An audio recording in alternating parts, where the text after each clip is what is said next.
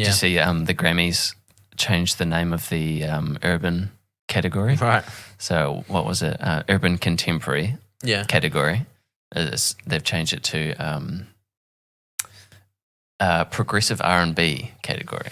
See, that's just as bad. Exactly. That's literally just as buzzwordy. It's like, okay, well now we can put a few more artists, a bit more variety into this category, but it's still going to be have rap records winning a progressive R&B category exactly. just because white people don't want to vote for it. They don't want to take big awards away from big pop artists like your Taylor Swifts and your. The Grammys is a joke though. The Grammys has been a joke for. I don't think I've ever watched it properly. Like any kind of award show, I never really watch because it's not really big circle jerk ever fair. Yeah. But the Grammys in particular have always been really just like, it's just not that impressive. Nah. Yeah. No. Interesting considering how many black artists, people of colour artists are in the charts these days. Like literally, I went through the Spotify top tracks the other day just to see like what was trending, which I don't know why, I just did. But like you could pull most of the artists that are out of that list to be of for sure. Colour. Well, I'd say that particularly in the female, the mainstream quote unquote female artists that are popular in the charts or popular with wider audiences are. Yeah. It'd just be interesting to see the next Grammys, how that category actually gets pursued or looked into now, whether they actually change the context of what that name's going to mean or whether they just rename it so they can keep putting artists under this category and not actually sharing. Because like I say, hip-hop now is like, it's not pop music, but it's like popular it's in music. The popular straight mainstream, so you've got to put those artists in that category if you're going to have a pop genre. You can't just keep turning people out. But they've always done that in the Grammys in ways that are ridiculous. Like, they always give albums but just based on trends because music becomes pop when it becomes popular, but that doesn't mean that the roots of the song are supposed to be popular music, you can have artists like it's almost like Dire Straits in the 80s. They're massive mainstream artists for a couple of years in the middle of the 80s.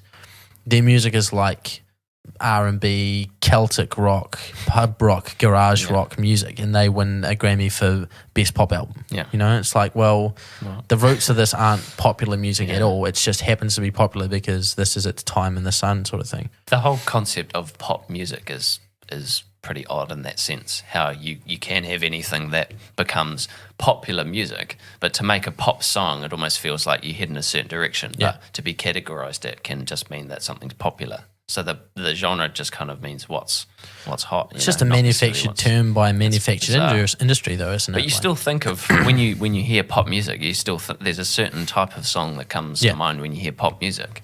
But it just seems a bit skewed. I don't know. Yeah.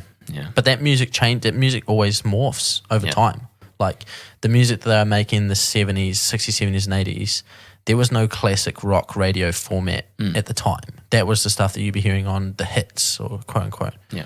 So that they don't know that at the time. They're just making the music because that's the trend they're following. And then 20 years later, some guy's like, hey, what if we compile all this music that was popular 20 years ago and we have an infinite amount of resources to just keep pulling from, and this can be 3 or 4 different radio stations all playing the same stuff. Yeah. Just call it classic rock.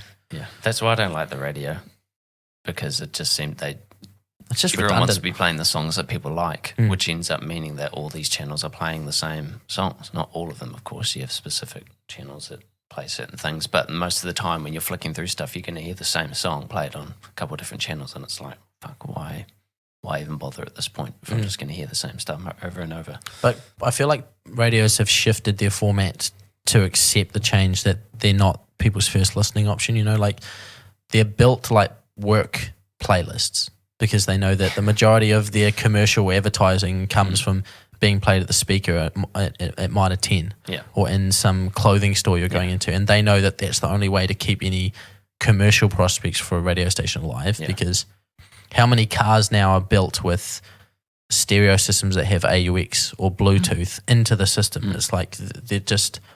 Before, even 10 years ago, it was you had the radio and maybe a CD player or a tape cassette, or you had nothing. There's no reason for me to turn on the radio. No. Like there's whatever I can get from the radio, I can get literally anywhere else now. And they also ruined radio personalities. Yeah. They castrated so many radio hosts that you're like, what is this person even talking about? You know, you turn on the hits every time we're in the car. It's like it's three people. It's like a woman and a guy, and a kind of snarky other person that can be a woman or a guy. Yeah.